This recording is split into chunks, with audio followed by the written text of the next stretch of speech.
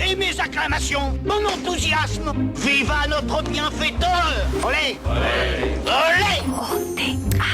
Et tout de suite, Christophe Barbier nous fait le plaisir de nous embarquer pour découvrir l'addiction au théâtre. Bonjour Christophe. Votre invité, Cyrielle, a fait de la lutte contre les addictions son combat majeur. Les addictions au théâtre, c'est surtout une addiction, l'alcool. Bien sûr, on trouve quelques victimes des drogues dures, comme chez l'Argentin Coppi, dans les Tours de la Défense ou les Quatre Jumelles, théâtre d'avant-garde des années 70 et 80. On croise aussi des joueurs invétérés. Nous en avons parlé récemment avec le roman d'un tricheur de Sacha Guitry. Nous pourrions citer aussi Don Juan de Marana d'Alexandre Dumas, un personnage nanti d'ailleurs de tous les vices. Mais l'alcool, donc, est au centre de plusieurs intrigues, de plusieurs chefs-d'œuvre, au cœur de plusieurs existences de personnages. Falstaff, si important pour Shakespeare, boit tout son soûl, de Henri V jusqu'aux joyeuses commères de Windsor. L'alcool encore chez Tchekhov, dans Ce fou de Plavtonov, ou dans Oncle Vania, la vodka, pour oublier qu'on a raté sa vie.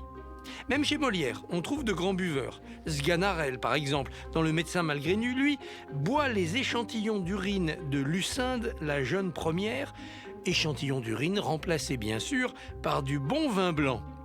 L'alcool mondain est le plus fréquent au théâtre. On n'est jamais ivre, mais on boit sans cesse. C'est le cas dans Le Canard à l'orange de William Douglas Home. Avec un spirituel animateur radio, la pièce a récemment triomphé à Paris. Ou bien dans Qui a peur de Virginia Woolf d'Edward Albee, ou encore dans La chatte sur un toit brûlant de Tennessee Williams.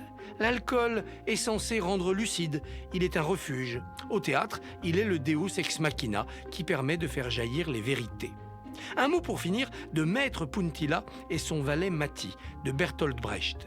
Puntilla est un riche industriel à la personnalité double. Quand il est sobre, il est un patron intraitable, impitoyable, tyrannique. Quand il est ivre, il devient idéaliste, généreux, altruiste. Il fait alors des promesses mirifiques que, bien sûr, il ne tient jamais au petit matin quand il a dessoulé. Vous voyez, le théâtre fait un usage fort peu prophylactique des addictions. Et merci beaucoup Christophe Barbier. Rose, vous auriez aimé faire du théâtre ? Ça fait partie un petit peu de Des projets ? Non, pas du tout des projets, mais des choses que j'ai en tête.